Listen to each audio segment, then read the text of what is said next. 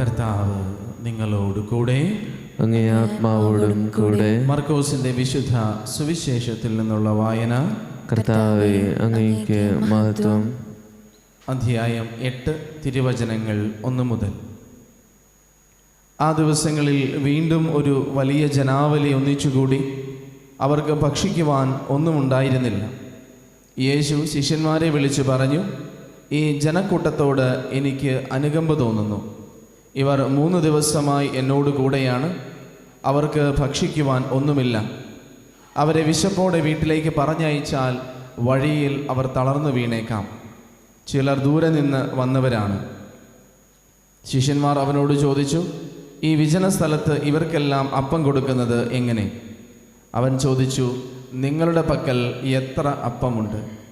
7 എന്ന് അവർ പറഞ്ഞു. അവൻ ജനക്കൂട്ടത്തോട് നിലത്തിരിക്കുവാൻ ആജ്ഞാപിച്ചു. പിന്നീട് അവൻ ആ 7 അപ്പം എടുത്ത് കൃതജ്ഞതാ സ്തോത്രം ചെയ്ത് മുറിച്ച് ജനങ്ങൾക്ക് വിളമ്പുവാൻ ശിഷ്യന്മാരെ ഏൽപ്പിച്ചു. അവർ അത് ജനങ്ങൾക്ക് വിളമ്പി. കുറേ ചെറിയ മത്സ്യങ്ങളും അവരുടെ പക്കലുണ്ടായിരുന്നു. അവൻ അവയും ആശീർവദിച്ചു വിളമ്പുവാൻ ശിഷ്യന്മാരെ ഏൽപ്പിച്ചു. ജനം ഭക്ഷിച്ച് തൃപ്തരായി. ശേഷിച്ച കഷ്ണങ്ങൾ 7 കുട്ട നിറയെ അവർ ശേഖരിച്ചു. ഭക്ഷിച്ചവർ ഏകദേശം 4000 പേരുണ്ടായിരുന്നു. അവൻ അവരെ പറഞ്ഞയച്ച ശേഷം ശിഷ്യന്മാരോടൊപ്പം ഒരു വഞ്ചിയിൽ കയറി ദൽമാനൂത്ത പ്രദേശത്തേക്ക് പോയി. കർത്താവിൻ്റെ സുവിശേഷം. ക്രിസ്തുവേ, അങ്ങേക്ക് സ്തുതി. ഈശോയിൽ സ്നേഹിക്കപ്പെടുന്നവരെ, രാജാക്കന്മാരുടെ 1-ാം പുസ്തകത്തിൽ നിന്നുള്ള അവസാന ഭാഗമാണ് നമ്മൾ ഇന്ന് വായിച്ചു കേട്ടത്. ഇവിടെ ജെറോബോവാമിനെ നമ്മൾ കാണുകയാണ്. സമരിയായുടെ ഭരണമേറ്റെടുത്ത ജെറോബോവാമിനോട് ദൈവം നൽകുന്ന പല വാഗ്ദാനങ്ങളുണ്ട്. പക്ഷേ ഇന്ന് എന്താണ് സംഭവിക്കുന്നത്? തൻ്റെ സ്വാർത്ഥതയുടെ ഫലമായി ഇസ്രായേൽ ജനം ജെറുസലേമിലേക്ക് ആരാധിക്കാൻ പോയാൽ അവർ അവിടുത്തെ രാജാവായ റഹോബോവാമിനോട് ചേരും. തൻ്റെ രാജ്യം അല്ലെങ്കിൽ തൻ്റെ ഭരണം നഷ്ടപ്പെടുമെന്ന് കണ്ട ജെറോബോവാം എന്തു ചെയ്തു? സൗകര്യപൂർവം ആളുകളെ ജെറുസലേമിൽ പോകുന്നതിന് അകറ്റുന്നതിനായിട്ട് ദാനിലും ബഥേലിലും, അതായത് ബോർഡറിൽ 2 ഇടങ്ങളിലായിട്ട് കാളക്കുട്ടികളെ നിർമ്മിച്ച് അവിടെ ആരാധനാ കേന്ദ്രങ്ങൾ സ്ഥാപിച്ചു. പ്രിയമുള്ളവരെ, ദൈവസന്നിധിയിൽ നമ്മൾ പലപ്പോഴും സ്വാർത്ഥതയോടെ പെരുമാറുമ്പോൾ പലപ്പോഴും നമ്മളും അതോടൊപ്പം തന്നെ നമ്മുടെ ചുറ്റുമുള്ളവരെയും നമ്മൾ ദൈവത്തിൽ നിന്ന് അകറ്റുന്നുണ്ടോ എന്ന് ആത്മശോധന ചെയ്യുന്നത് നല്ലതാണ്. ജെറോബോവാം തൻ്റെ പൊളിറ്റിക്കൽ അജണ്ട, രാഷ്ട്രീയമായ താല്പര്യം നിറവേറ്റുവാൻ വേണ്ടി സൗകര്യപൂർവം ദൈവത്തെ തൻ്റെ ജീവിതത്തിൽ നിന്നും ഇസ്രായേലിൽ നിന്നും ഒഴിവാക്കാൻ ശ്രമിക്കുന്നത് നമുക്ക് കാണാം. തൻ്റെ താല്പര്യങ്ങൾ നടക്കാൻ വേണ്ടി ദൈവത്തെയും യഥാർത്ഥ വിശ്വാസത്തെയും ആരാധനയെയും ജെറോബോവാം കോംപ്രമൈസ് ചെയ്യുവാണ്.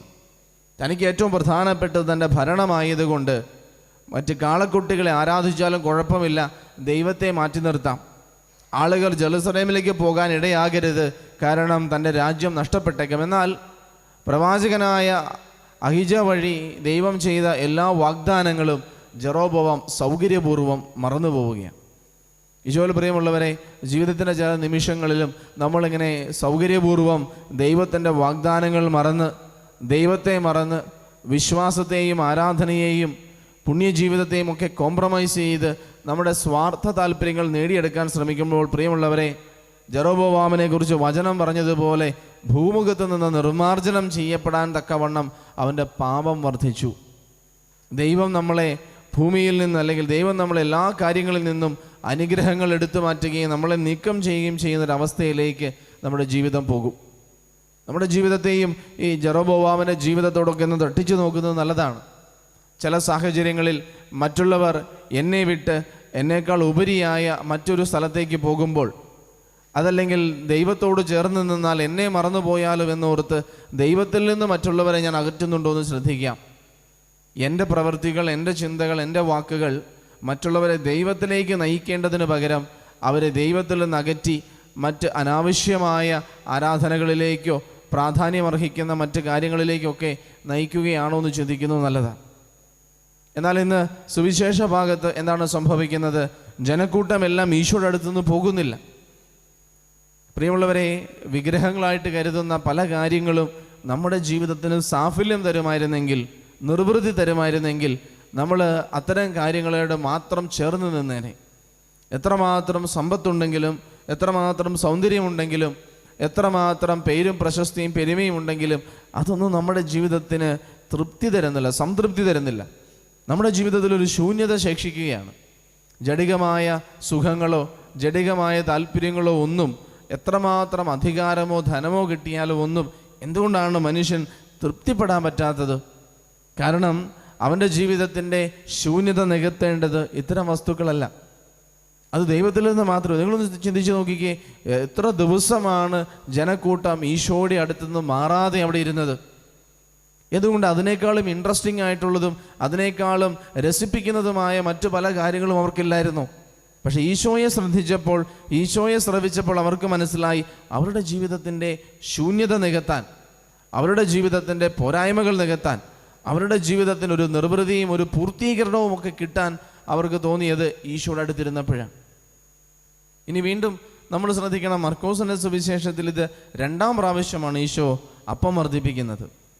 ആദ്യത്തെ പ്രാവശ്യം അപ്പം വർദ്ധിപ്പിച്ചത് യഹൂദർക്കിടയിലായിരുന്നെങ്കിൽ 2ാം പ്രാവശ്യം ഇന്ന് അപ്പം വർദ്ധിപ്പിക്കുന്നത് വിജാതിയരുടെ ഇടയിലാണ്. പക്ഷെ ഈ 2 ഇടങ്ങളിലും കർത്താവിൻ്റെ കൂടെ ശിഷ്യസമൂഹം ഉണ്ടായിരുന്നു, ശിഷ്യന്മാരുണ്ടായിരുന്നു. കർത്താവ് ആദ്യം അപ്പം വർദ്ധിപ്പിച്ചതും ജനങ്ങളെ പരിപോഷിപ്പിച്ചതും എല്ലാം അവർ കണ്ടതാണ്. പക്ഷെ ഇപ്രാവശ്യവും ജനക്കൂട്ടം വിശന്നു വലഞ്ഞിരിക്കുമ്പോൾ ഇവർക്കെങ്ങനെ അപ്പം കൊടുക്കുമെന്ന് ചോദിക്കുമ്പോൾ വീണ്ടും ആ ശിഷ്യ സമൂഹത്തിൻ്റെ അവിശ്വാസവും, അതല്ലെങ്കിൽ അവർക്ക് കർത്താവിൻ്റെ യഥാർത്ഥ സ്വഭാവം ഇതുവരെയും പ്രോപ്പറായിട്ട് മനസ്സിലാക്കാൻ പറ്റിയില്ല എന്നൊരു സംഭവം നമുക്ക് കാണാൻ പറ്റും. കർത്താവ് ചോദിച്ചു, ഇവർക്ക് അപ്പം കൊടുക്കണം. ശിഷ്യന്മാർ വീണ്ടും ചോദിക്കുകയാണ്, ഈ വിജന സ്ഥലത്ത് ഇവർക്കെങ്ങനെ അപ്പം കൊടുക്കും? 2-3 ദിവസങ്ങൾ മുമ്പ്, അല്ലെങ്കിൽ കുറച്ച് ദിവസങ്ങൾക്ക് മുമ്പ് കർത്താവ് അപ്പം വർദ്ധിപ്പിച്ചതാണെന്നും ജനങ്ങളെ പോറ്റിയതാണെന്നുമുള്ള കാര്യം അവരും മറന്നു പോവുകയാണ്. പ്രിയമുള്ളവരെ, പലപ്പോഴും നമ്മുടെ പ്രതിസന്ധികളിലും നമ്മുടെ ജീവിതത്തിൻ്റെ പ്രശ്നങ്ങളിലും നമ്മൾ പരിഭ്രാന്തിപ്പെടാനും നമ്മളവിടെ സ്റ്റക്കായി പോകാനും ഒക്കെയുള്ള കാര്യം എന്താണ്? ദൈവം എൻ്റെ ജീവിതത്തിൽ ചൊരിഞ്ഞ അനുഗ്രഹങ്ങൾ, എന്നെ നടത്തിയ വഴികൾ, എന്നെ ഉയർത്തിയ വിധങ്ങൾ ഞാൻ മറന്നു പോവുകയാണ്. നമ്മുടെ ജീവിതത്തിൽ എപ്പോഴും ഒരു നന്ദിയുടെ മനോഭാവത്തോടെ നമുക്ക് ജീവിക്കാൻ പറ്റിയാൽ, ദൈവം എനിക്ക് വേണ്ടി ചെയ്ത കാര്യങ്ങളോട് ഓരോ നിമിഷവും ദൈവത്തോട് നന്ദി പറയുമ്പോൾ, പ്രിയമുള്ളവർ, എൻ്റെ ജീവിതത്തിലേക്ക് എനിക്ക് കിട്ടുന്ന ഏറ്റവും വലിയ ബോധ്യവും പ്രത്യാശയും അതാ, അന്ന് എൻ്റെ ജീവിതത്തിൽ അത്ഭുതം പ്രവർത്തിച്ച ദൈവം ഇന്നും ഇവിടെ ഇനിയും എന്നെ കൈപിടിച്ച് നടത്തുമെന്ന ബോധ്യം. പല ദൈവ അനുഭവങ്ങളിലൂടെ കടന്നു പോയിട്ടുള്ളവരാണ് നമ്മളെല്ലാവരും. ചെറുതും വലുതുമായ പല ഇടങ്ങളിൽ ദൈവം നമ്മുടെ ജീവിതത്തിൽ പ്രവർത്തിച്ചിട്ടുണ്ട്. ദൈവം നമ്മളെ വഴി നടത്തിയിട്ടുണ്ട്. ദൈവം നമ്മളെ പരിപാലിച്ചിട്ടുണ്ട്. ഈ ഓരോ കാര്യങ്ങളും സൗകര്യപൂർവ്വം മറന്നു കളയാനുള്ളതല്ല. പിന്നെയോ, എൻ്റെ ജീവിതത്തിൽ ഒരു പ്രതിസന്ധി വരുമ്പോൾ, ഒരു പ്രശ്നം വരുമ്പോൾ, ഒരു വരൾച്ച വരുമ്പോൾ, ഇത്തരം ഒരു അവസരത്തിൽ ഞാൻ പെട്ടുപോകുമ്പോൾ എൻ്റെ ജീവിതത്തിലേക്ക് നോക്കുമ്പോൾ എനിക്കറിയാം, എൻ്റെ ജീവിതത്തിൽ ദൈവം ഇടപെട്ടിട്ടുള്ള ഓരോ ഇടങ്ങളും എന്നോട് പറയുന്നുണ്ട്, ഇനിയും എൻ്റെ ജീവിതത്തെ ദൈവം കൈപിടിച്ച് നടത്തും. ആ ഒരു ബോധ്യത്തിൽ, പ്രിയമുള്ളവരെ, നമുക്ക് മുന്നേറാൻ സാധിക്കണം. എൻ്റെ ജീവിതത്തിലേക്ക് തിരിഞ്ഞു നോക്കി ദൈവം ചെയ്തിട്ടുള്ള നന്മകൾക്ക് നന്ദി പറയുമ്പോൾ എൻ്റെ ജീവിതത്തെ സമൃദ്ധി കൊണ്ട് ദൈവം അനുഗ്രഹിക്കും, കൃപകൾ കൊണ്ട് ദൈവം നിറയ്ക്കും. ഒരു ചിന്ത കൂടി നമ്മളൊന്ന് കരുതുന്നത് നല്ലതാണ്. അപ്പം വർദ്ധിപ്പിച്ചവൻ കർത്താവാണ്, പക്ഷേ അപ്പം വിളമ്പിയവർ ശിഷ്യന്മാരാണ്. ദിവ്യകാരുണ്യ സ്വഭാവമുള്ള 2 അത്ഭുതങ്ങളാണ് അപ്പം വർദ്ധിപ്പിച്ചതെല്ലാം. യഹൂദർക്കിടയിൽ അവരുടെ 12 ഗോത്രങ്ങളെ സൂചിപ്പിക്കുന്ന 12 കൊട്ട നിറയെ അവർക്ക് കിട്ടിയെങ്കിൽ, വിജാതിയരുടെ ഇടയിൽ അപ്പം വർദ്ധിപ്പിക്കുമ്പോൾ അവരുടെ എല്ലാ ദേശങ്ങളെയും സൂചിപ്പിക്കുന്ന 7 കുട്ട നിറയെയാണ് അപ്പം ശേഖരിച്ചത്. പക്ഷേ അപ്പം വിളമ്പിയത് എപ്പോഴും ശിഷ്യന്മാരാണ്. പ്രിയമുള്ളവരെ, അനുഗ്രഹത്തിൻ്റെ ഉറവിടം കർത്താവാണ്. പക്ഷേ ദൈവസ്നേഹത്തിൻ്റെയും അനുഗ്രഹത്തിൻ്റെയും വിതരണക്കാർ നമ്മളെല്ലാവരുമാണ്. എന്നിലൂടെയും നിന്നിലൂടെയുമാണ് കർത്താവ് ഇന്ന് ഈ ഭൂമിയിലും ഈ ലോകത്തിലും ഈ സമൂഹത്തിലും ഈ കുടുംബത്തിലും അനുഗ്രഹവും കൃപയും വർഷിക്കുവാൻ തീരുമാനിച്ചിരിക്കുന്നത്. കർത്താവിൻ്റെ കൃപയുടെ, സ്നേഹത്തിൻ്റെ, കരുണയുടെ വിതരണക്കാരാകണം നമ്മളെല്ലാവരും. ദൈവം അത്ഭുതം പ്രവർത്തിക്കുമ്പോൾ ഞാൻ മാറി നിന്ന് കാണുകയല്ല, പിന്നെയോ ദൈവം അത്ഭുതം പ്രവർത്തിക്കുന്നത് ഓരോരുത്തരിലേക്ക് എത്തിക്കുന്നത് എൻ്റെ ജീവിതമാണ്. എന്നിലൂടെയാണ് ദൈവം മറ്റ് ജീവിതങ്ങളെ തൊടുന്നതും സ്പർശിക്കുന്നതും ദൈവത്തിൻ്റെ അനുഗ്രഹവും കൃപയും അവർക്ക് അനുഭവവേദ്യമാക്കുന്നതും. ഈ ദിവ്യബലിയിൽ നമുക്കും പ്രാർത്ഥിക്കാം, ശിഷ്യന്മാരെ പോലെ ദൈവാനുഗ്രഹത്തിൻ്റെ വിതരണക്കാരായിട്ട് നമ്മളെ മാറ്റണമേ എന്ന്.